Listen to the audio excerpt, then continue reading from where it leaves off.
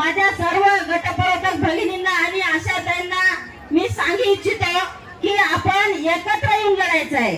जोपर्यंत आपण एकत्र येऊन लढणार नाही तोपर्यंत शासनाला जाग येत नाही.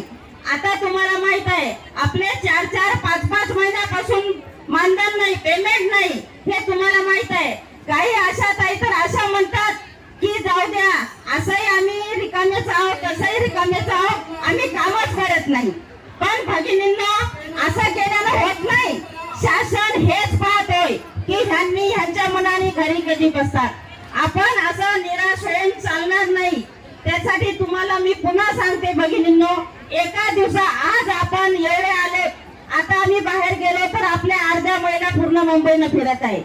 भगिनींनो, आपण आंदोलनासाठी आलो, आपण काहीतरी पत्रात पाडून घेण्यासाठी आलो, तर आपण 4 गोष्टी ऐकल्या पाहिजे आणि पुढे आपण काय करायचं हे आपण इथं नियोजन झालं पाहिजे. यासाठी आपण इथं आलेलो आहोत.